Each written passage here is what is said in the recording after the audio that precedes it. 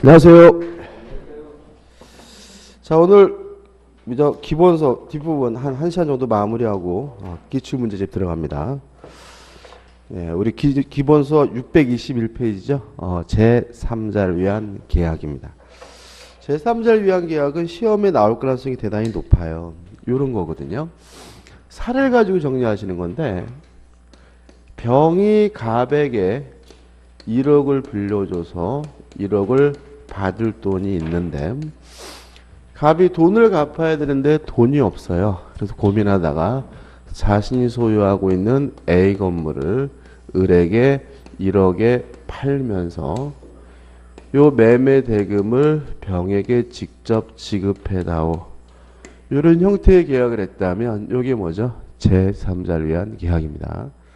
제3자를 위한 계약은 무엇보다도 중요한 게 용어입니다. 용어. 여기서 돈 주라고 시킨 갑을 요약자라고 해요. 을을 낙약자라고 하고 병을 제3자 또는 수익자라고 해요. 그래서 가장 기본이 누가 요약자고 누가 낙약자인지가 머릿속에 들어와 있어야 책도 볼 수 있고 문제도 풀 수 있는 거죠. 그 다음에 을이 병에게 1억 원을 준다. 을과 병 간의 관계를 수익관계라고 하고, 갑이 을과 매매 계약을 했다. 갑과 을 간의 관계를 보상관계라고 하고요. 병이 전에 갑에게 1억을 빌려줬다. 갑과 병 간의 관계를 대가관계라고 합니다. 그래서 이 다음 두 번째는 뭐죠? 보상관계가 어디고 대가관계가 어디고 수익관계가 어딘지가 머릿속에 들어와야 돼요. 그 다음 내용은 어렵지 않아요. 첫째, 보상관계에서 발생하는 모든 문제는 수익관계에 바로 영향을 줍니다. 따라서 갑과 을 간의 보상관계 매매계약이 무효면 갑은 을에게 매매대금을 안 주고요. 또 만약에 갑과 을 간의 매매계약이 취소가 되면 을은 병에게 매매대금을 지급하지 않는데, 여기서 조심할 것은 뭐냐면 병은 보호의 대상으로서 제3자가 아니라는 거 꼭 기억해 두셔야 돼요. 시험이 아주 잘 나오죠. 자, 우리가 제3자 개념은 통정어휘 표시에 배웠는데, 통정어휘 표시에서 어떻게 배웠냐면 당사자 및 포괄승계를 제외한 사람 중에서 새롭게 이해관계를 가진 사람이 제3자다. 이렇게 배웠고, 제3자가 되기 위해서는 반드시 뭐죠? 새로워야 한다. 근데 병은 요 갑과 을 간의 매매 계약에 처음부터 포함되어 있는 사람입니다. 갑이 을에게 팔았는데 을이 또다시 팔았다. 그러면 뭐죠? 제3자가 되겠지만 요 매매 계약에 처음부터 포함되어 있는 사람이기 때문에 보호의 대상으로서 뭐가 아니에요? 제3자가 아니에요. 그럼 어떤 의미가 있냐면 갑과 을 간의 매매가 통정어휘 표시여서 무효면 을은 병에게 매매대금을 안 줘요. 병이 뭐라 하더라도요? 선이라 하더라도 병은 보호의 대상으로서 제3자가 아니기 때문에 보호되지 않는다는 거 기억해 두셔야 되고요. 그 다음에 대가관계는 수익관계에 아무런 영향을 미치지 않는다. 따라서 병이 갑에게 1억을 빌려준 요게 무효라 하더라도요. 을은 병에게 약속한 대로 1억을 줘야 된다. 이런 의미가 됨을 주의하시기 바라고요. 그 다음 내용은 수익자인 병이 내가 돈을 받겠다라는 수익의 의사표시를 을에게 하면, 첫째, 병은 을에게 직접 이행해 달라고 청구하는 것이 가능해지고요. 또 만약에 을이 병에게 제때 돈을 주지 않아서 손해가 발생했다면 병은 을에게 손해배상을 청구하는 것도 가능해지는데, 주의하실 것은 뭐냐면 요 병은 계약의 당사자가 아니라는 점이죠. 요 매매 계약은 누구하고 한 거냐면 갑과 을이 한 거죠. 따라서 병 스스로가 매매 계약을 취소할 수도 없고요. 병 스스로가 매매 계약을 해제할 수도 없고요. 만약에 해제가 돼서 원상 회복을 해야 된다면 계약의 당사자인 갑과 을이 할 문제이므로 병에게는 원상 회복 의무가 발생하지 않는다는 것까지 꼭 기억해 두시기 바랍니다. 끝입니다. 그래서 이 제3자를 위한 계약은 출제될 가능성이 대단히 높지만 어차피 어렵게 나올 건 아니기 때문에 이 정도면 확실하게 내 것으로 만들면 돼요. 끝입니다. 자, 이제 625페이지 오시면 뭐가 나오냐면 계약의 해제가 나와요. 일단 의의 및 성질, 유효한 계약을 소급적으로 실효시키는 걸 우리가 뭐죠? 해제라고 하고요. 성질은 해제도 승낙을 받지 않고 일방적으로 하는 것이니까 단독행위고 해제권은 뭐가 되냐면 형성권이 되고요.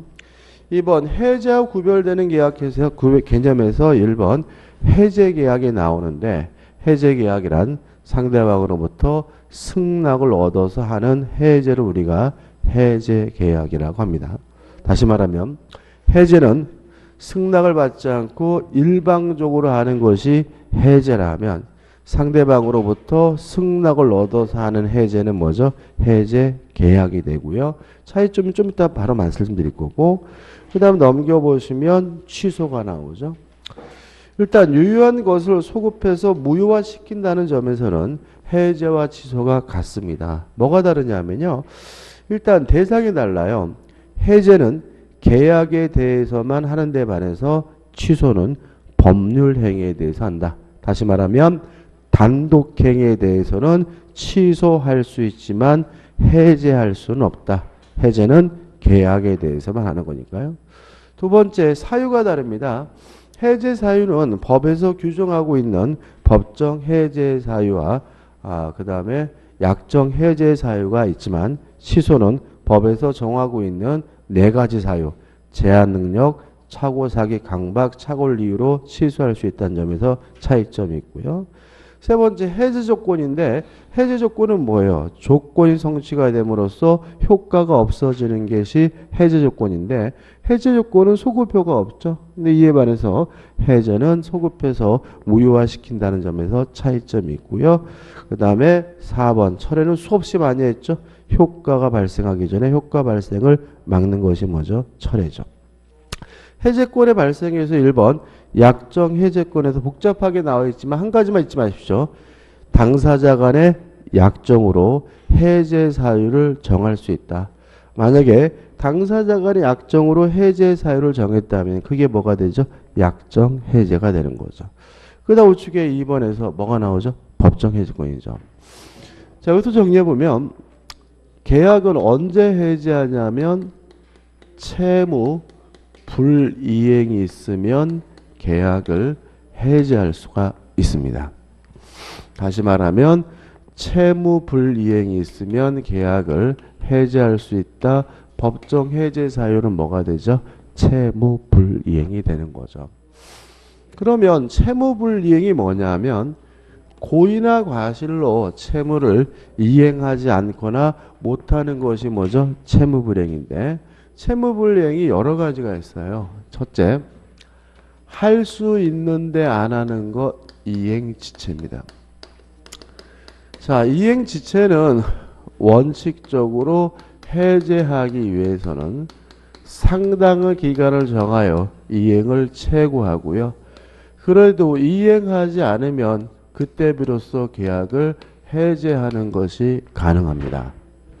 근데 항상 그러느냐? 다시 말하면 예외적으로 이행지체의 경우에도 최고 없이 바로 계약을 해제할 수 있는 경우가 있는데 두 가지를 기억해 두셔야 돼요. 첫째, 정기행위죠. 정해진 기한 내에 이행을 해야 의미가 있는 정기행위의 경우에는 최고 없이 바로 계약을 해제할 수 있다. 그럼 정기행위가 뭐냐? 환갑잔치 때 쓰려고 떡을 맞췄어요. 그러면 환갑잔치 날까지 와야죠. 그 다음날 와야 의미가 없죠. 이런 게 뭐예요? 정기행위입니다. 결혼식 날 입으려고 웨딩드레스를 맞췄어요. 그러면 결혼식 날까지 와야 되겠죠. 그 다음날 와봐야 의미가 없죠. 이런 거 우리가 뭐죠? 정기행위라고 하고, 정기행위는 최고 없이 바로 계약을 해지할 수가 있어요. 그 다음에 두 번째가 제일 중요한데, 상대방이 불이행의 의사를 표시한 경우죠. 예를 들어서 원래는 이달 말일까지 이행하기로 했는데 오늘 전화 와가지고 안 하겠다라고 불이행의 의사를 표시했다면 굳이 뭐 할 필요 없이요? 최고할 필요 없이 바로 계약을 해지할 수가 있는데, 이것과 관련돼서 좀 조심할 것이 뭐냐면, 상대방이 불이행의 의사를 표시한다면 이행기가 도래할 필요가 없다. 이해되시나요? 자, 이달 말일까지 하기로 했는데 오늘 와가지고 안 하겠다고 하면은 굳이 이달 말일까지 기다릴 필요 없이 오늘 당장 최고 없이 바로 계약을 뭐 할 수 있죠? 해지할 수가 있는 거고요. 또 이행 또는 이행의 제공이 필요가 없다. 자, 이게 무슨 말이냐면 해지하려면 채무 불이행이어야 해지할 수 있고요. 만약에 상대방이 이행하지 않는 거지 채무 불이행이 되려면 그 사람의 동시 이행 항변권을 소멸시켜야 되기 때문에 이행 또는 이행의 제공이 필요하잖아요. 이거 우리가 저번 주에 했죠. 다시 말하면 동시 항변권은 네가 안 하면 나도 안 하겠다라고 거부할 수 있는 권리가 뭐죠? 동시 항변권이니까. 만약에 상대방에게 동시 이행 항변권이 인정된다면 이행하지 않더라도 뭐가 아닌 거예요? 채무불이행이 아닌 거거든요. 따라서 채무불이행 상태에 빠뜨리려면 상대방의 동시 이행 항변권을 소멸시키기 위해서 이행 또는 이행의 제공이 필요한 거거든요. 근데 불이행의 의사를 표시하고 있는 사람에게는 굳이 이행 또는 이행 제공할 필요가 없다라는 것도 기억해 두셔야 합니다. 그 다음에 두 번째, 이행 불능이죠. 할 수 없어서 못하는 이행 불능은 최고 없이 바로 계약을 해지하는 것이 가능한데, 유의하실 것은 이행 불능의 경우에도 이행기가 도래할 필요가 없고요. 이행 또는 이행의 제공이 필요 없다는 것도 꼭 기억해 두셔야 되고요. 그 다음에 세 번째, 불완전 이행이죠.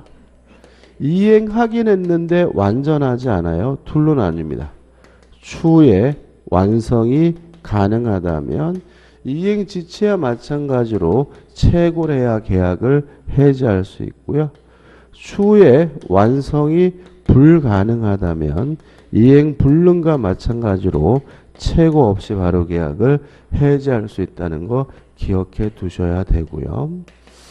그 다음에 네 번째로 채권자가 수령지체죠. 자, 우리 판례에 따른다면 채권자는 채권만 있는 것이 아니라 수령할 채무도 있기 때문에 채권자가 수령을 지체하는 것도 채권자의 채무불이행이기 때문에 이때는 채무자 측에서 계약을 해지하게 되는데요. 유의하실 것은 이것은 불능이 아니라 지체이기 때문에 수령을 최고하고요. 그래도 수령하지 않는 경우에만 계약을 채무자 측에서 해지하게 됨을 주의하시기 바랍니다.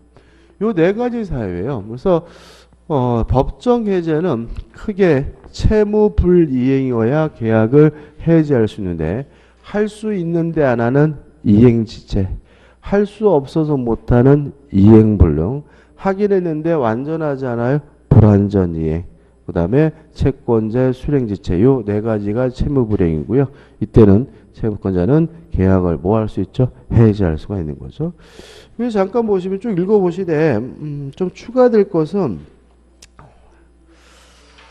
630페이지 하단에 보시면 5번 그 밖의 사유에 의한 경우에서 1번 사정 변경이죠. 기억나시나요?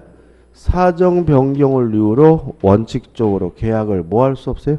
해지할 수 없다. 결론만 기억하시면 되고, 우측에 맨 위에 보시면 2번 부수적 채무의 불이행이죠.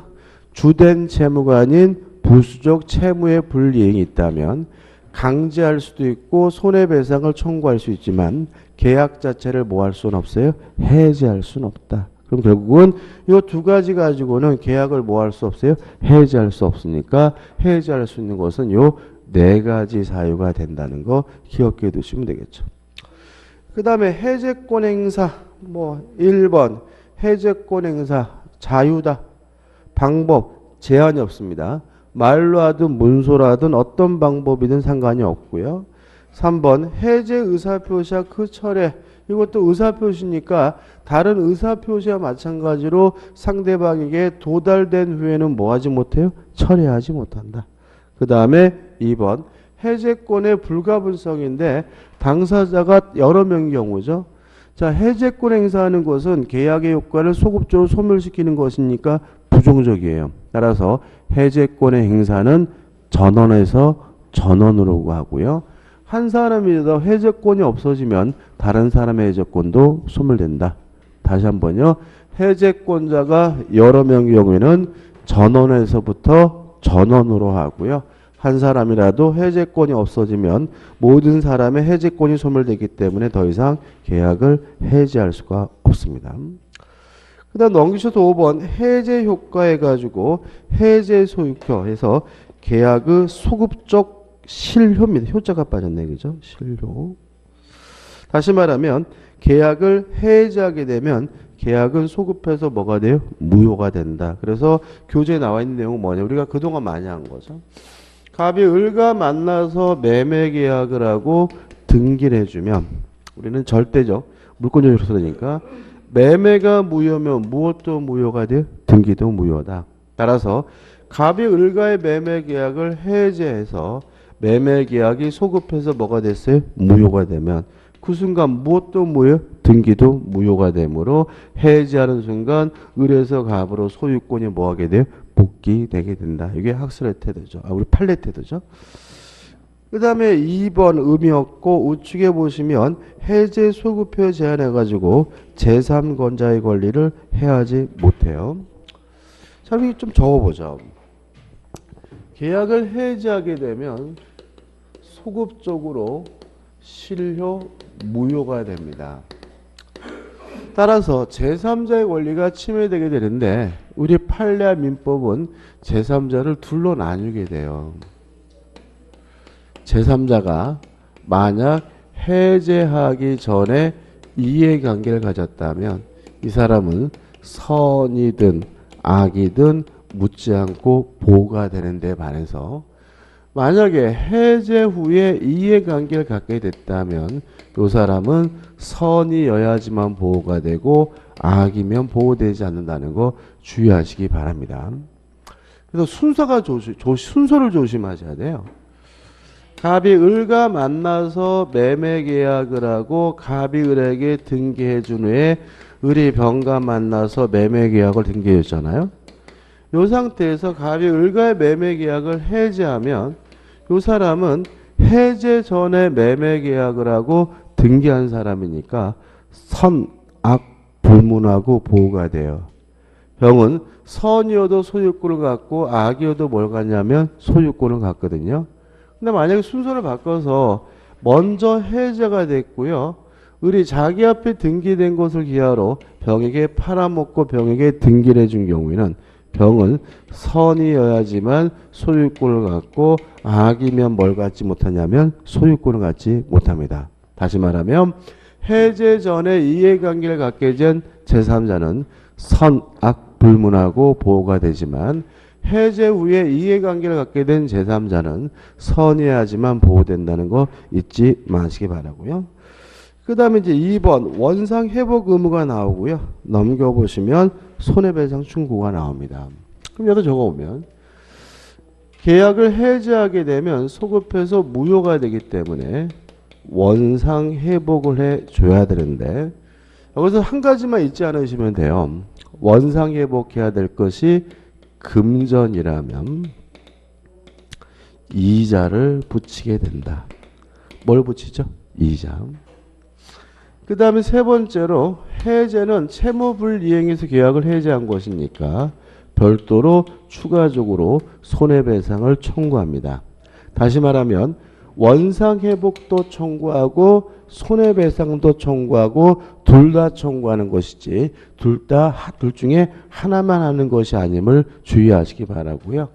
요 손해는 무슨 이익배상이냐면 이행이익배상이라는 것도 꼭 기억해 두셔야 합니다. 그 다음 마지막으로 해제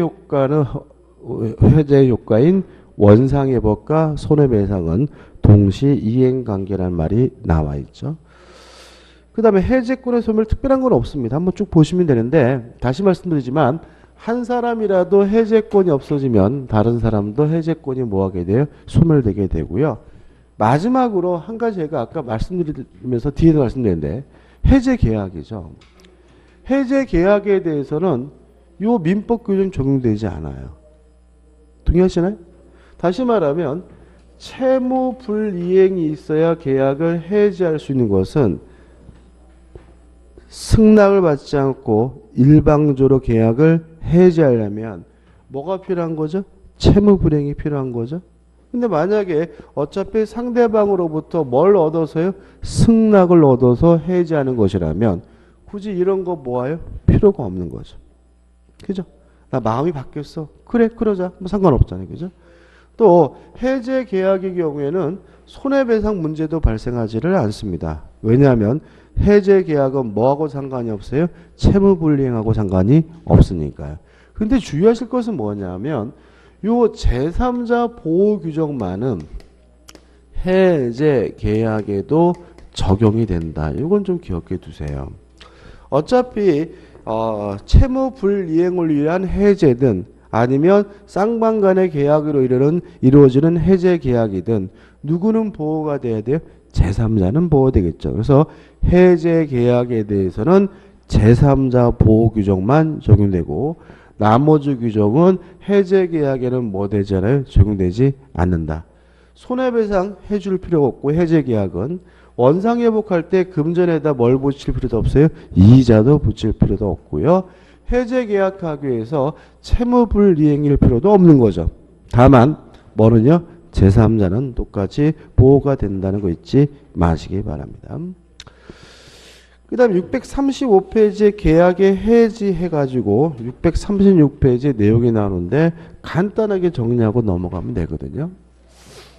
자, 이건 어떤 문제냐면 임대차와 같은 계속적 계약관계를 장래향하여 미래를 향하여 그 효과를 소멸시키는 것을 우리가 해지라고 하는데 해지의 가장 중요한 특징은 뭐가 없는 거죠? 소급효가 없는 거죠.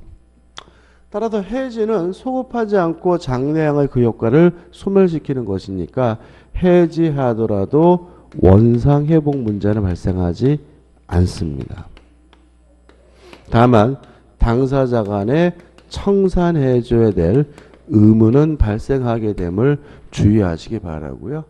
또 손해가 있다면 무엇을요? 손해배상을 청구할 수는 있겠죠.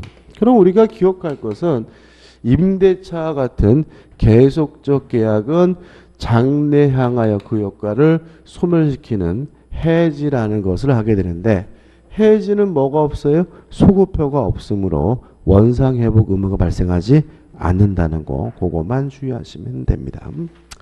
끝입니다. 자, 638페이지 오시면 이제 계약각칙에서 뭐가 나오고 있냐면 임대차가 나오고 있어요. 자, 의가 나오죠. 읽어볼게요. 임대차는 당사자 일방이 상대방에게 목적물을 해서 첫 번째 주의하실 것은 임대차의 객체는 물건입니다. 따라서 동산일 수도 있고 부동산일 수도 있고요. 건물일 수도 있고 토지일 수도 있어요. 조심할 것은 뭐냐면 주택임대차보호법은 시험 범위가 아니기 때문에 절대로 문제를 푸실 때 주택임대차보호법을 끄집어내서 풀면 안 된다는 거죠. 다시 말하면 주택임대차보호법이라는 것은 여러 가지 물건 중에서도 특히 주거용 건물에 관한 임대차를 보호하기 위해서 만든 법이 뭐예요? 주택임대차보호법이고요. 주거용 건물에 대해서만 적용되는 거예요. 따라서 주거용 건물이란 말이 없으면 주택임대차보호법은 적용되지 않고요. 특히 우리는 주택임대차보호법은 뭐가 아니에요? 시험 범위가 아니기 때문에 아예 머릿속에서 뭐 하지도 마셔야 돼요? 생각하지도 말아야 돼요. 근데도 쓸데없이 배우지도 않은 이상한 주택임대차보호법 가지고 문제를 푸시다가 그냥 틀리는 경향이 있으니까 조심하시기 바랍니다. 그 다음에 사용수익가격을 약정하고 낙성계약입니다. 따라서 실제로 사용수익하게해야 성립하는 것이 아니라 사용수익하게하기로 약정만 하면 성립하고요. 상대방이 이에 대하여 반드시 차임을 지급하기로 해야 됩니다. 왜냐하면 차임을 지급하기로 한 약정이 없어서 무상이면 임대차가 아니라 뭐죠? 사용대차가 되기 때문에 그런 거죠. 성질 한번 읽어보시고 우측에 2번에서 부동산 임차권의 강화가 나오는데 임차권은요 물권이 아니라 채권이에요. 임차권은 물권이 아니라 뭐죠? 채권이다. 따라서 채권은 특정한 사람에게만 주장할 수 있는 상대권이기 때문에 뭐가 인정되지 않죠? 대항력이 인정되지 않습니다. 따라서 임차권을 가지고 새로운 소유자에게 뭐 할 수 없냐면 대항할 수가 없는데 다만 여기서 주민등록 이런 생각하지 마시고 등기를 하면 임차권자에게 뭘 인정해 주냐면 대항력을 인정해 주고요.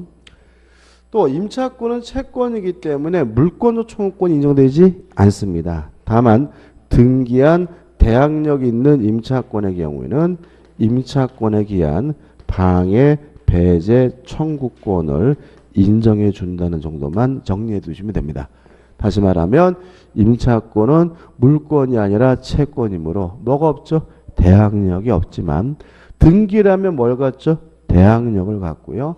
또 임차권은 물권이 아니라 채권이기 때문에 물권적 청구권이 인정되지는 않지만 등기를 해서 대항력이 있는 임차권에 대해서는 방해, 배제, 청구권을 인정하고 있다는 정도만 정확하게 기억하시면 되겠죠. 그 다음에 넘겨보시면 임대차의 성립 읽어보시면 될 것 같고 641페이지에 임대차의 존속기간이죠. 중요하죠.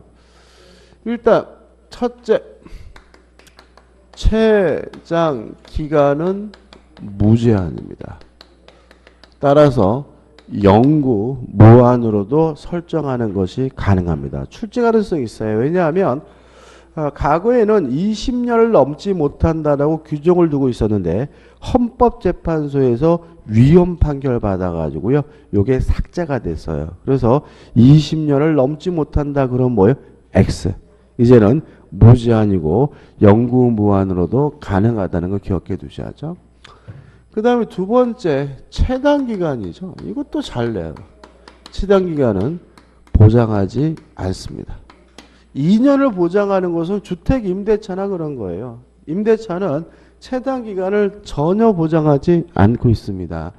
따라서 만약에 임대차 계약을 하면서 존속기간을 약정하지 않았다면 1년, 2년 하는 보장기간이 없기 때문에 언제든지 자유롭게 해지 통고할 수가 있는데요. 만약에 임대인이 해지 통고하면 6월, 임차인이 해지 통고하면 1월 지나면 임차권이 뭐하게 돼요? 소멸되게 됩니다. 시험에 아주 잘 내겠죠. 왜요? 자꾸 뭐죠? 2년, 2년 이러시니까. 그죠? 임대차는 최단 기간을 보장하지 않습니다. 따라서 언제든지 자유롭게 해지 통고할 수가 있는데 임대인이 해지 통고한 몇 개월이요? 6개월. 임차인이 해지 통고라면 임차권이 뭐가 되죠? 소멸되게 된다는 거 잊지 마시기 바랍니다. 그 다음에 3번 기간의 연장해가지고 나와있는데 1번 단기 임대차 갱신은 읽지도 마세요. 그 다음에 2번 토지 임차인의 갱신 청구권은 설명을 드릴 겁니다. 좀 이따 설명드릴 겁니다. 그 다음 넘겨보시면 묵시갱신에서 법정갱신이 나오는데 임대차가 법정 갱신되면은 존속 기간에 약정이 없는 임대차로 바뀌어요. 따라서 언제든지 자유롭게 해지 통고할 수 있고요. 임대인이 하면 6월, 임차냐면 1월 지나면 임차권이 뭐하게 되면 소멸되게 된다. 뭐 요건까지 신경 쓰지 마시고 임대차가 법정갱신되면 존속기간은 뭐래요? 약정이 없는 것으로 바뀌게 된다는 거 하나만 주의하시면 되겠죠. 그 다음에 2번 기간에 약정이 없는 경우 설명드렸고 우측에 보시면 임대차에 허락해서 1번 임대인의 의무죠. 1번 목적물을 인도해 줄 의무가 있고요. 2번 목적물을 수선해 줄 의무가 있습니다. 교재에 보시면 복잡하게 내용이 잔뜩 나와 있는데 요 수선해 줄 의무는 당사자 간의 특약으로 배제할 수 있어요. 다만 임차인이 수선하기로 했다 하더라도 대규모 수선은 여전히 임대인이 하게 됨을 주의하시기 바랍니다. 다시 한번요. 임대인은 수선해 줄 의무가 있지만 임차인이 수선 의무를 부담하기는 특약은 가능하고도 유효하지만 임차인이 수선하기로 특약을 했더라도 대규모 수선은 여전히 임대인이 부담하게 된다는 거 하나만 주의하시면 되고요. 넘겨보시면 3번 임대인은 적극적으로 방어를 제거해 줄 의무가 있고요. 4번 담보 책임을 부담하게 됩니다. 그 다음에 2번 임차인의 권리의 의무에서 1번 임차인의 권리죠. 1번 목적물을 사용 수익할 수 있는데 멋대로 사용하는 것이 아니라 용도에 쫓아 사용해야 되고요. 용도에 위반해 사용하게 되면 해지당하고요. 2번 임차권의 대항력 또 나왔네요. 그죠? 임차권은 채권이기 때문에 뭐가 없죠? 대항력이 없다. 다만 임차권에 관한 등기를 하게 되면 대항력을 갖는다. 그 다음에 우측에 보시면 2번 비용 상한 청구권이 나오죠. 중요합니다. 자, 임차인은 필요비 상한도 청구할 수 있고 유익비 상한도 청구할 수가 있어요. 일단 기산점에 좀 차이점이 있는데 필요비는 언제 청구하냐면 지출하자마자 바로 청구하게 되고요. 유익비는 언제 청구하냐면 임대차 종료 시에 청구합니다. 구별할 것이 뭐가 있냐면은 점유자예요. 점유자는 필요비나 유익비를 언제 청구하냐면 반환시 청구해요. 세 가지가 다 다르죠, 그죠? 그래서 점유자는 필요비, 유익비를 언제 청구합니까? 반환시. 임차인은 필요비를 언제요? 지출한 때 청구하고 유익비는 언제 청구합니까? 임대차 종료시 청구하고 헷갈릴 수가 있으니까 주의하시기 바라고요. 그 다음에 제한이 있습니다. 목적물을 반환한 때부터 몇 개월 동안 행사할 수 있냐면 6개월 동안 행사할 수 있다는 거 주의하시기 바랍니다. 다시 한번요. 필요비는 지출하자마자 바로 청구하고 유익비는 임대차 종료 시에 청구하는데 임대인에게 목적물을 반환한 때부터 몇 개월 동안요? 6개월 동안 행사할 수 있다는 거 잊지 마시기 바랍니다. 간단하게 정리하시면 돼요. 그 다음에 주의하실 것은 이 규정은 뭐죠? 임의 규정이다. 따라서 특약으로서 뭐 할 수 있냐면 배제할 수 있다. 그 다음에 필요비 유익비는 목적물에 관하여 성립한 채권이니까 뭐가 성립하죠? 유치권이 성립하게 된다는 것까지 기억해 두시면 됩니다. 그 다음에 이제 646페이지 오시면 이제 4번 임차인의 매수 청구권이 나와요. 먼저 부속물 매수 청구권부터 볼 건데 자 한번 생각해 보죠. 임차인이 살면서 뭔가를 부속시켰어요. 근데 부속시킨 물건이 만약에 원칙에 따라서 부합이 되면 이때는 임대인 소유가 된 거니까 뭐로 가냐면 유익비 상한 청구권 문제로 가고요. 전세권 할 때 했습니다. 근데 만약에 구조상 이용상 독립성이 있다는 이유로 부합되지 않았고요. 만약에 임대인으로부터 동의를 얻었거나 또는 매수해서 부속시켰다면 이때 임차인이 임대인에게 뭘 청구하냐면 부속물 매수를 청구하게 되는 거죠. 이때 행사하는 부속물 매수 청구권은 형성권이기 때문에 임대인이 뭐하지 못해요? 거부하지 못하고요. 또 강행 규정이기 때문에 특약으로서도 뭐하지 못합니까? 배제하지 못한다. 다시 말하면 임차인이 임대인에게 부속물 매수를 청구하려면 첫째, 부속시킨 물건이 독립성이 있어야 된다. 부합되지 않아야 돼요. 만약에 부합됐다면 뭐로 갑니까? 유익비 상한 청구권 문제로 가고요. 또 임대인으로부터 동의 또는 매수해서 부속시켰어야 되고요. 이때는 부속물 매수를 청구할 수 있는데 강행 규정이니까 특약으로서 뭐하지 못합니까? 배제하지 못하는 거죠.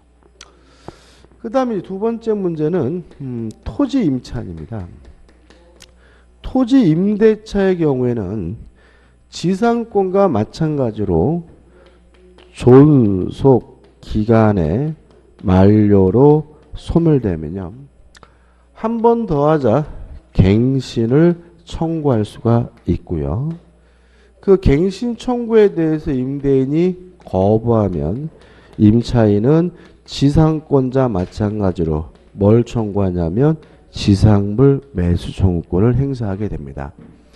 따라서 토지 임차인은 지상권자 마찬가지로 지상물 매수 청구권 인정되는데 지상물 매수 청구권은 형성권이기 때문에 임대인이 뭐하지 못해요? 거부하지 못하고요. 강행 규정이기 때문에 특약으로서도 뭐 할 수 없냐면 배제할 수 없거든요. 여기까지는 무엇과 똑같아요? 지상권하고 똑같은 거죠.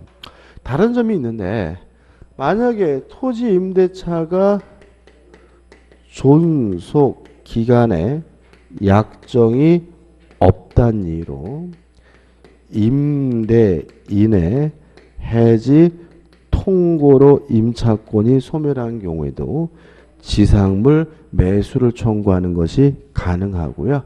유의하실 것은 임대인의 해지 통고로 소멸한 경우에는 굳이 뭐 할 필요 없죠? 갱신 청구할 필요가 없다는 점 주의하시 바랍니다. 다시 말하면 지상권은 채당 기간이 보장이 되잖아요. 30년, 15년, 5년. 그러니까 밑에 이런 게 없어요. 근데 임대차의 경우에는 채당 기간을 뭐 하잖아요? 보장하지 않고 있고 약정이 없으면 임대인의 해지 통고로 뭐 하는 경우가 있어요? 소멸되는 경우가 있는 경우죠. 따라서 두 가지가 되는 거죠.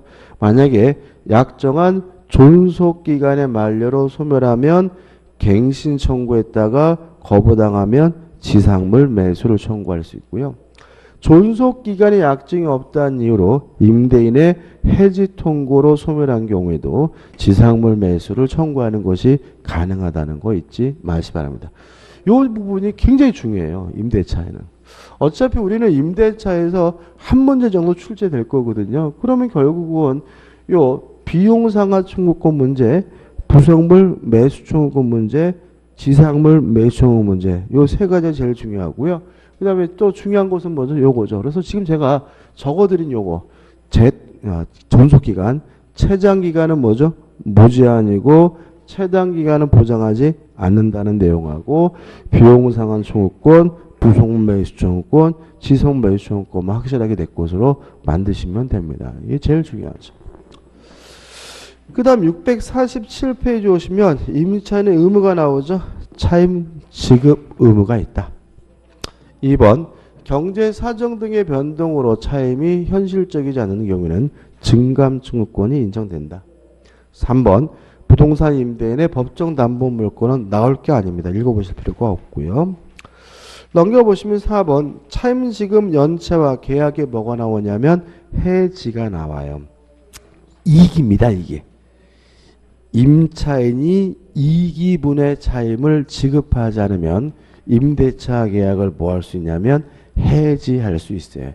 이기라는 말은 월세면 2달치, 연세면 2년치, 주세면 뭐죠? 2주치죠. 따라서 2월은 X입니다. 그죠? 2월. 왜요? 월세라는 보장이 없으니까 그거 하나만 주의하시면 되고 2번 임차인은 임차 목적물을 반환할 때까지 선관주의 의무를 보관해야 되고요. 3번 무단으로 양도할 수 없고 전대할 수 없고요. 4번 임대차 계약이 끝나면 임차물을 반환해 줄 의무가 없고요. 5번 임차인 여러 명의 경우에는 이러한 의무를 연대에서 부담하게 됨을 주의하시기 바랍니다. 그 다음 6번에서 임차권 양도가 전대가 나오는데요. 가장 기본적인 건 뭐냐면 임차권을 양도하거나 전대하려면 임대인으로부터 동의를 받아야 된다. 만약에 동의 없이 임차권을 양도하거나 전대하면 임대인은 임대차 계약을 뭐 할 수 있어요? 해지할 수가 있다. 일단 가장 기본적인 것이 임차권을 양도하거나 전대하려면 임대인으로부터 뭘 받아야 돼요? 동의를 받아야 되고요. 동의 없이 임차권의 양도나 전대가 이루어지면 임대차 계약을 뭐 할 수 있죠? 해지할 수 있다. 이거고요. 교재 내용이 좀 어렵게 느껴질 수가 있는데요. 안 읽어보셔도 돼요. 근데 여기서 한 가지만 좀 생각해 보자고요. 동의를 받지 않고 임차권을 양도하거나 전대했을 때의 법률 관계입니다. 자, 갑이 을과 만나가지고 임대차 계약을 했어요. 그래서 갑이 임대인이고 을이 임차인이거든요. 근데 을이 만약에 자신의 임차권을 병에게 양도하거나 또는 전대하려면 임대인으로부터 뭘 받아야 되냐면 동의를 받아야 되는데 동의를 안 받았어요. 가장 중요한 것은 동의가 없었더라도 양도 전대 자체는 무효가 아니라 유효라는 거 꼭 잊지 마시기 바랍니다. 누누이 말씀드리지만 모든 책임은 유효함을 전제합니다. 만약에 동의가 없었다는 이유로 양도 전대 자체가 무효가 되면 을은 병에게 아무런 책임을 지지 않는다는 논리가 발생하기 때문에 동의가 없었다 하더라도 양도 전대 자체는 무효가 아니라 뭐예요? 유효한 거고요. 따라서 을은 병에게 갑으로부터 동의를 받아줄 뭘 부담하죠? 의무를 부담하게 됩니다. 다만 병은 자신의 권리를 가지고 갑에게 뭐 할 수는 없어요? 주장할 수는 없겠죠. 왜요? 갑이 뭘 안 해주고 있어요? 동의를 안 해주고 있으니까요. 따라서 갑은 병에게 첫째 소유권을 이유로 반환을 청구할 수가 있습니다. 다시 말하면 내 집에서 나가라고 갑이 병에게 요구할 수 있고요. 병은 못 나겠다라고 뭐 할 수 없어요? 버틸 수가 없고요. 유의하실 것은 갑이 을과 임대차 계약을 해지하지 않고 있는 상태라면 갑은 병에게 손해배상을 청구할 수 없다는 거 잊지 마시기 바랍니다. 이것도 중요합니다. 자, 갑과 을 간의 임대차 계약이 아직도 유효한 상태라면 을이 병에게 양도하거나 전대했다 그래서 갑에게 손해가 있는 것은 아닙니다. 따라서 갑은 임대차 계약을 해지하지 않고 있는 상태라면 병에게 뭘 청구하지 못하죠? 손해배상을 청구하지 못한다. 마지막으로 갑은 무단으로 양도 전대했다는 이유로 임대차 계약을 뭐 할 수 있죠? 해지할 수가 있다. 정리해보면 동의 없이 양도 전대하면 임대인은 임대차 계약을 뭐 할 수 있죠? 해지할 수가 있다. 다만 양도 전대 자체는 무효가 아니라 뭐죠? 유효하고요. 다만 세 번째 갑은 병에게 소유권을 이유로 반환 청구하는 것이 가능하지만 임대차 계약을 해지하지 않고 있는 상태라면 갑은 병에게 손해배상을 청구할 수 없다는 거 잊지 마시기 바랍니다. 이렇게까지 깊이 있게 나올 것 같지는 않은데 그래도 이 정도는 기억해 두시고 그 다음에 653페이지에 보증금이 나오죠. 교재 읽어볼 필요도 없어요. 중요한 거 아니고요. 다만 우리가 한 가지만 잊지 말자고요. 보증금에다가 연체 차임을 충당할지 안 할지는 임대인 마음이다. 따라서 임차인은 연체 차임을 보증금에다가 충당해 줄 것을 뭐 할 수 없죠? 요구할 수 없다는 거 하나만 주의하시면 돼요. 읽지 마세요. 그죠? 권리금도 읽지 마시고. 그 다음 654페이지 오시면 임대차의 종료가 나오죠. 1번 종료 원인. 존속기간이 만료가 되면 종료가 된다. 그렇죠? 2번 해지 통고했죠? 존속기간에 약정이 없으면 해지 통고할 수 있고 임대인이 하면 뭐죠? 6월. 임차인이 하면 1월 지나면 임차권이 뭐죠? 소멸된다. 원래 해지 통고 사유가 두 가지 더 있는데 한 가지만 기억하시면 돼요. 그 다음에 2번 해제가 총 5가지가 나와 있는데 1번과 2번은 임차인이 하는 해지예요. 3번과 4번은 누가요? 임대인이 하는 해지거든요. 3번과 4번은 했어요. 그럼 1번과 2번만 볼 건데 1번. 자, 이건 뭐냐면 임대인은 적극적으로 임차 목적물을 수리해 줄 의무가 있거든요. 이러한 임대인의 보존행위, 수리행위로 임차인이 목적을 달성하지 못하는 경우에는 임차인은 임대차 계약을 해지할 수 있다. 이런 뜻이고요. 2번 임차 목적물의 일부가 멸실됐는데 이러한 멸실로 인해서 임차인이 임대차 계약의 목적을 달성할 수 없다면 임차인은 임대차 계약을 뭐 할 수 있냐면 해지할 수 있다. 요 1번과 2번은 누가 해지하는 거죠? 임차인이 해지하는 거죠. 그 다음에 9번 편면적 강행 규정이다. 임대차는요. 약자 보호 규정이니까 대부분이 다 뭐죠? 강행 규정이에요. 그러면 뭐만 기억하시면 돼요? 요거 임의 규정. 필요비, 유익비, 상한 충고권에 관한 민법 규정만은 뭐죠? 임의 규정이다.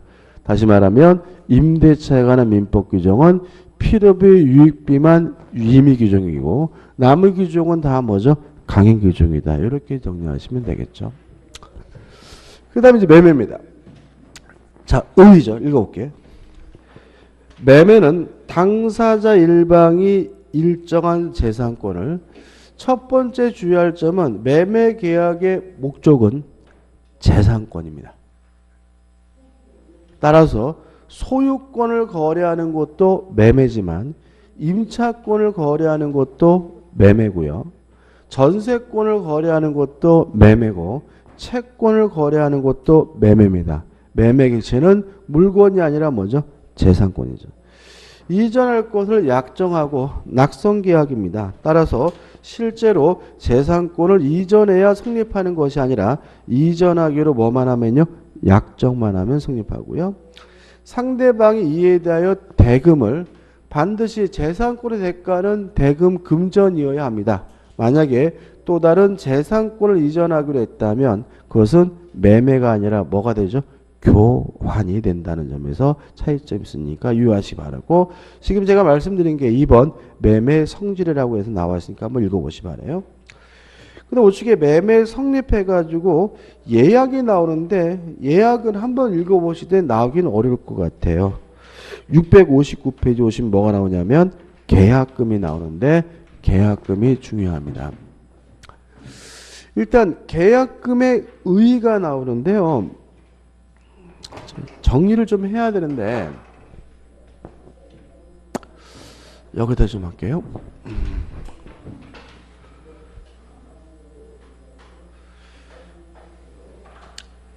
계약금은요, 일단 증약금으로서의 성직을 갖습니다. 증약금이란 말은 뭐냐면 계약이 체결됐음을 증거하는 금전이란 얘기인데, 증약금적 성질은 모든 계약금의 공통된 성질입니다. 따라서 계약금이 수수가 되면 반드시 무슨 기능, 성질은 갖는 거죠? 증약금적 성질은 반드시 갖습니다. 두 번째, 해약금적 성질을 갈 수가 있는데, 해약금이란 말은 뭐냐면 계약을 해지할 수 있는 금전이라는 얘기고요. 우리 민법은 원칙적으로 해약금적 성질을 띈다라고 규정을 두고 있어요. 따라서 계약금이 별말 없이 수수가 되면 계약금을 이유로 계약을 뭐 할 수 있게 되는 거죠? 해지할 수 있게 되는 거죠. 그럼 내용은 어떻게 되냐면 이렇습니다. 준 사람은 포기하고 받은 사람은 배액을 상환하고 해약금을 이유로 계약을 해지하는 것이 가능하게 됩니다. 유의하실 점은 해약금에 의한 해제는 아무 때나 할 수 있는 것은 아니고 이행, 착수 전까지만 해약금을 이유로 계약을 해지하는 것이 가능한데 이행 착수 시기에 대해서 우리 판례는 뭐로 인하면 중도금 지급시로 이해하죠. 따라서 중도금이 지급되기 전까지만 해약금을 이유로 해지할 수 있고요. 이미 중도금이 지급된 상태라면 더 이상 해약금을 이유로 계약을 뭐 할 수는 없어요? 해지할 수 없다는 거 주의하시기 바라고요. 해제가 되면 계약이 소급해서 무효가 된다, 실효가 된다는 점은 일반적 해제와 마찬가지인데 첫째, 이행 착수 전 이행한 것이 없기 때문에 원상회복 문제는 발생하지 않는다. 또 해약금에 의한 해제는 채무불이행이 아니기 때문에 손해배상 문제가 발생하지 않는다는 것까지 기억해 두시면 돼요. 그 다음에 세 번째, 계약금이 어떤 기능 성질을 갖게 되냐면 위약금적 성질을 갖게 되는데 위약금이라는 말은 계약을 위반했을 때를 대비해서 교부되는 금전이란 뜻이고요. 위약금적 성질을 가지려면 반드시 뭐가 필요하냐면 특약이 필요해요. 따라서 특약을 해야 비로소 위약금적 성질을 갖게 되는데 위약금은 두 가지 종류가 있습니다. 첫째, 손해배상 예정일 수가 있는데 만약에 위약금이 손해배상 예정이면 계약을 위반하게 되면 계약금을 뺏겨요. 뭐로써 뺏기는 거냐면 손해배상조로 뺏기는 거거든요.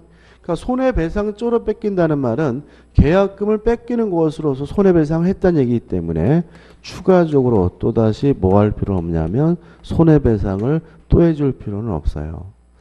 근데 만약에 위약금이 위약벌로서 교부된 경우에는 계약을 위반하게 되면 계약금을 뺏기는데 이때 계약금을 뺏기는 것은 벌로서 뺏기는 것이니까 추가적으로 손해배상을 해줘야 됩니다.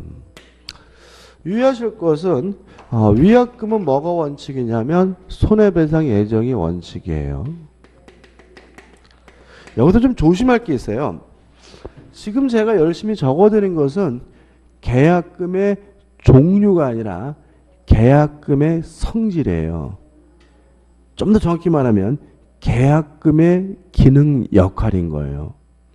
자, 보시면 증약금적 성질은 모든 계약금의 공통된 성질, 해약금적 성질은 원칙적 성질, 위약금적 성질을 띠려면 뭐가 필요해요? 특약이 필요하다는 말은 별말 없이 계약금을 주면 그 계약금은 일단 증약금, 해약금 두 가지 기능을 수행하는 거죠.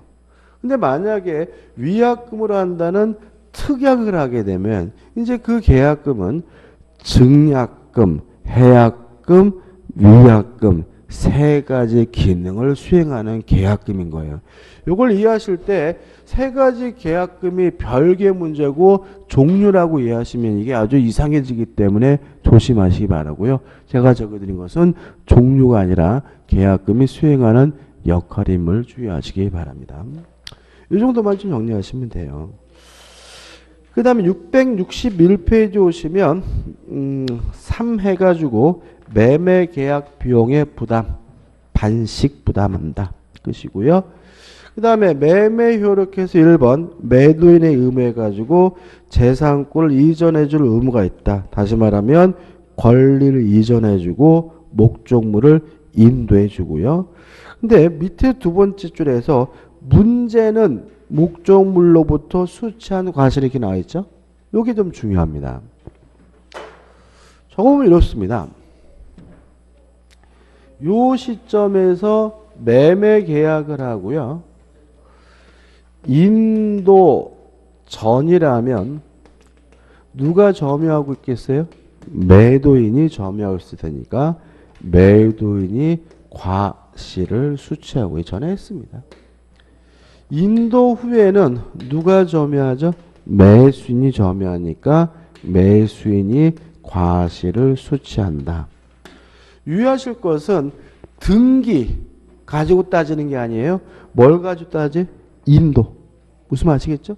따라서 아직 등기를 넘겨받았더라도 이전 등기를 받았더라도 인도를 안 받았다면 누구에게 과실수취권이 있는 거예요? 매도인. 그래서 등기가 아니라 뭘 가지고요? 인도 전이면 매도인이, 인도 후면은 뭐죠? 매수인이 과실수취권을 갖고요. 예외가 있어요. 인도 받기 전이라도 대금 지급을 완납하면 이때는 매수인이 과실을 수취하게 됩니다. 따라서 매수인이 과실을 수취하는 방법은 두 가지예요. 인도를 받든지 뭐라면요? 대금 지급을 완납하면 매수인은 과실을 수취하게 됨을 잊지 마시기 바랍니다. 기억을 돕기 위해서 말씀드리면 제가요 개를 샀어요. 강아지. 사고 났는데 만약에 그 개가 임신한 개라면 인도 받기 전에 새끼를 낳았다면 누구 거예요? 매도인 거니까 저는 엄마 개만 받게 되고요. 인도 후에 새끼를 낳았다면 그 새끼 누구 거예요? 매수인 거니까 엄마 개도 새끼도 내 거니까 새끼를 매도인에게 돌려줄 필요가 없다 이런 의미인 거죠. 근데 제가 개를 샀는데 날짜를 계산해 보니까 인도 받기 전에 새끼를 낳을 것 같아요. 근데 저는 꼭 그 강아지를 새끼를 갖고 싶어요. 그럼 뭐 하면 되죠? 잽싸게 대금 지급을 완납하면 된다. 왜냐하면 인도 받기 전이라도 대금 지급 완납이 되면 누가 과실을 갖습니까? 매수인이 과실을 갖는다는 거 꼭 잊지 마시기 바랍니다. 그 다음에 넘겨보시면 2번에서 뭐가 나오냐면 담보 책임이 나옵니다. 중요합니다. 중요하고 이게 양이 좀 많아요. 많은데 읽지 마세요. 읽으면 한도 끝도 없고 670페이지 오시면 뭐가 나오냐면 박스로 제가 이걸 정리해 놨어요. 박스로 정리해 놔서 그것을 외우면 좋은데 요 박스에 정리되어 있는 것도 만만치 않습니다. 그래서 박스보다 더 줄일 수는 있어요. 그래서 반드시 기억해야 될 것만 먼저 정리해 드리면 일단 첫 번째 담보 책임에 대해서는 출제 가능성이 대단히 높습니다.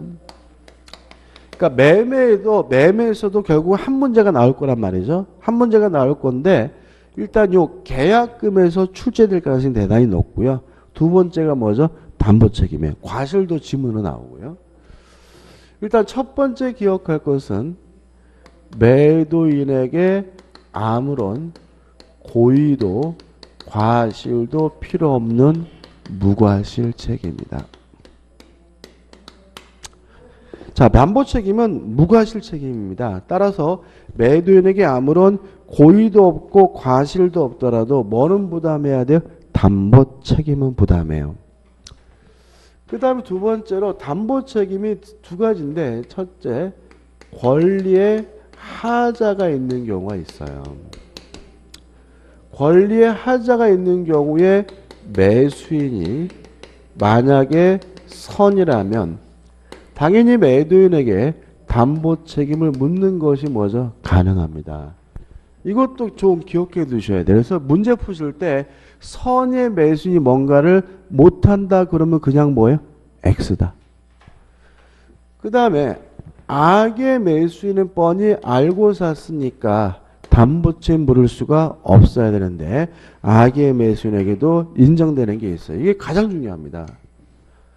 첫째, 전부 타인의 권리인 경우 악의 매수인도 계약을 해제하는 것은 가능합니다. 두 번째, 일부 타인의 권리인 경우 악의 매수인도 대금 감액을 청구하는 것은 가능합니다. 세 번째, 매매 목적물에요. 저당권, 전세권이 설정되어 있었고 저당권, 전세권이 실행이 되는 바람에 권리를 취득할 수 없거나 상실하게 된 경우에는 악의 매수인도 계약을 해제할 수도 있고 손해배상도 청구할 수가 있습니다. 또 실제로 우리가 담보 책임에 대해서 문제가 나오면 좀 까다롭더라도 선의 매수인은 뭐든지 다 할 수 있다. 악의 매수인도 요 세 가지에 대해서는 할 수 있다. 요것만 기억하시면 충분히 풀 수 있는 문제가 나오니까 꼭 기억해 두셔야 되고요. 그 다음에 세 번째로 물건의 하자입니다. 물건의 하자가 있다는 이유로 담보채 물려면 매수인은 선의이고 무과실이어야 한다. 그 다음에 이제 마지막으로 제척기간입니다. 제척기간은 권리하자는 1년이고요. 물건의 하자는 6개월이에요. 근데 만약에 매수인이 선이면 언제부터 1년이냐면 앞날로부터 1년일 것이고 매수인이 악이라면 언제부터 1년이냐면 매매 한 날로부터 1년일 거고요. 물건의 하자에 대해서는 매수인이 항상 뭐 해야 돼요? 선이고 무과실이 되니까 항상 언제부터 6개월이냐면 앞날로부터 6개월이 되는 거고요. 마지막으로 전부 타인의 권리인 경우와 저당권 전세권의 실행의 경우에는 제척기간의 제한이 없다는 것까지 기억해 두시면 됩니다. 일단 이 정도가 핵심이고요. 요거는 뭐죠? 많은 양을 축약한 것이니까 반드시 확실하게 타이트하게 숙지하셔야 됩니다. 끝입니다. 그 다음에 671페이지 오시면 매수인의 의무, 대금지금 한번 읽어보시면 될 것 같고 672페이지 환매가 나오는데 환매는 보지 마세요. 환매는 출제하지 않을 겁니다. 다시 말하면 매매는 뭐죠? 두 가지 한건 얘기죠. 계약금하고 뭐죠? 담보책임 두 가지 한건입니다. 그 다음 675페이지 오시면 이제 뭐가 나오죠? 도급이 나오죠. 도급에 대해서도 문제가 잘 나오는 편이에요. 그러니까 무조건 나온다고 하기는 어렵지만 잘 나오는데 보시다시피 양이 많지 않죠. 그죠? 많지 않으니까 뭐죠? 간단하게 확실하게 뭐죠? 내 것으로 만들면 돼요. 일단 의의는 일정한 일을 완성하고 그 대가로 보수를 받기로 하는 계약이 뭐죠? 도급계약이다. 2번 도급에 효력해서 1번 도급인의 의무 해서 1번 보수를 지급할 의무가 있는데 언제 보수를 줘야 되느냐? 동그라미 1번 완성된 목적물의 인도와 동시에 지급을 해야 되고요. 만약에 인도가 필요 없는 경우에는 완성 후 지체 없이 도급인은 수급인에게 보수를 지급해야 합니다. 근데 양간의 2번에서 부동산 공사 수급인의 저당권 설정 청구권이 나오는데 이건 나오지 않을 거죠. 그 다음에 2번 수급인의 의무 1을 완성할 의무가 있고요. 2번 일의 결과가 물건이면 목적물을 인도해 줄 의무가 있죠. 그 다음 넘겨보시면 수급인에 뭐가 나오냐면 담보 책임이 나오는데 일단 담보 책임의 성질은 뭐 똑같습니다. 매매 마찬가지로 무과실 책임인데 내용이 세 가지가 있어요. 1번 하자 보수 청구권이거든요. 하자 보수 청구권 옆에다가 화살표 찍혀가지고 매매 가입해요.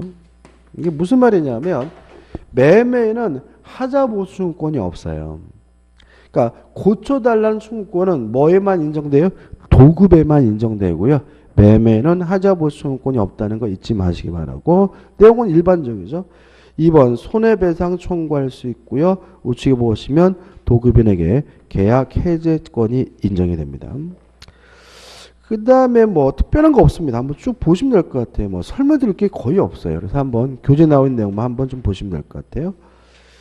그 다음 679페이지 오시면 뭐가 나오냐면 위임이 나옵니다. 의의는 뭐냐 하면 타인의 사물을 처리해 주기로 하는 계약이 뭐죠? 위임인데요.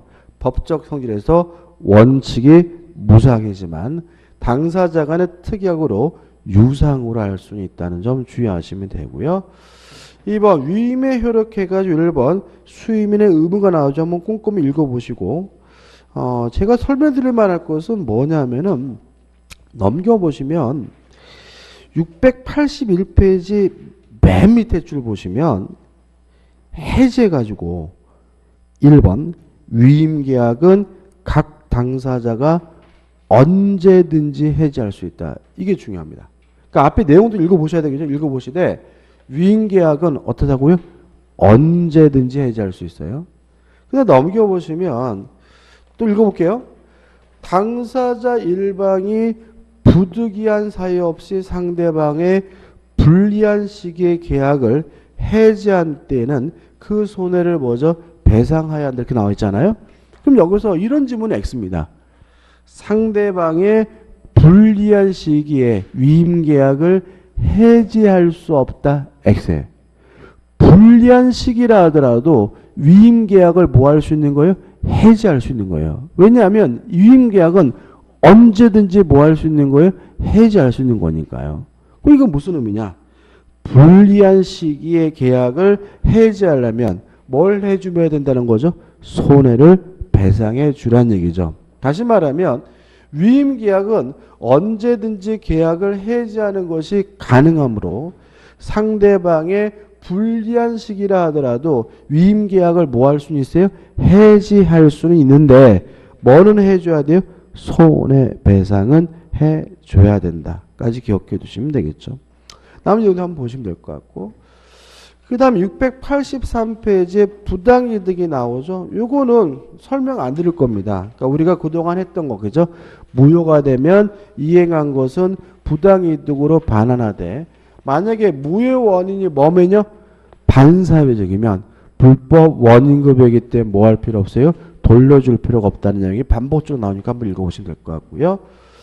687페이지부터 마지막으로 뭐가 나오고 있죠? 불법행위가 나오고 있죠. 일단 불법행위 의의는 뭔가요? 고의나 과실로 타인에게 손해를 입히는 것이 뭐죠? 불법행위이므로 불법행위가 성립하기 위해서 1번 고의 또는 뭐가 있어야 돼요? 과실이 있어야 된다. 내용은 우리가 그동안 수없이 반복한 내용이니까 한번 읽어보시고 넘겨보시면 2번 가해자에게 뭐가 있어야 됩니까? 책임 능력이 있어야 된다. 기억나시나요? 의사 무능력자는 뭐로 봅니까? 책임 무능력자로 본다. 이 정도죠. 그 다음에 689페이지 세 번째 뭐 해야 됩니까? 위법성이 있어야 된다. 그 다음에 4번 손해가 발생해야 되는데 손해가 발생해야 된다. 그죠? 끝이죠. 그럼 결국 뭐예요? 고의나 과실로 타인에게 손해를 입혔으면 그 손해를 배상해 주는 것이 뭐죠? 위법행위다. 이 정도죠. 넘겨보시면 민법상 특수불법행위가 나와요. 결론만 기억해야 되시는데 1번입니다. 만약에 행위자가 책임 무능력자라면 의사 무능력자라면 자신 행위에 대해서 뭘 지지 않습니까? 책임지지 않습니다. 그럼 누가 책임을 지느냐? 감독자가 책임을 진다. 따라서 10살 먹은 꼬마가 불법행위를 해서 10살 먹은 꼬마가 책임 무능력자라는 이유로 자신에게 대해서 책임을 지지 않는다면 누가요? 부모가, 감독자가 책임을 지게 된다는 얘기고요. 2번 사용자 책임. 이거죠. 직원이 불법행위를 했을 때 누가요? 사용자가. 사장이 뭘 져야 돼요? 책임을 져야 된다. 이게 뭐죠? 사용자 책임이고요. 3번 공작물 등의 점유자 소유자 책임인데 일단 공작물의 하자로 제3자에게 손해를 끼쳤다면 점유자가 책임을 지고요. 점유자가 아무런 관리 책임의 잘못이 없다는 사실을 입증하면 이때는 소유자가 책임을 지게 되고요. 4번 동물의 점유자 책임 이해되시죠? 개가 사람을 물면 누가 책임을 집니까? 점유자가 책임을 지고요. 5번 공동 불법행위자의 책임은 뭐죠? 부진정 연대 채무다. 따라서 피해자는 아무나 편한 사람에게 전부에 대해서 책임을 물으면 되겠죠. 그 다음 불법행위 효과에서 손해배상을 청구하게 되는데 1번 뭐가 원칙입니까? 금전배상이 원칙이죠. 돈으로 해결하게 되는데 넘겨보시면 일시금을 배상하게 되고요. 때에 따라선 정기금 반정해서 돈을 나눠서 주는 경우도 있고요. 2번 명예훼손에 관한 특칙해가지고 손해배상과 별도로 명예회복과 적당한 처분을 명할 수 있습니다. 근데 유의하실 것은 사제 광고는 안 됩니다. 우리 헌법재판소가 명예회복에 적당한 처분에 무엇을 포함시킬 수는 없어요? 사제 광고는 포함시킬 수 없다라고 판시하고 있으니까 유의하시기 바라고요. 그 다음에 정신적 손해에 대해서 뭘 청구할 수 있죠? 위자료를 청구할 수가 있죠. 그 다음에 손해배상 청구 일반적인 내용 한번 읽어보시기 바랍니다. 여기까지고요. 좀 쉬었다가 기출 문제를 한번 풀어보도록 하겠습니다.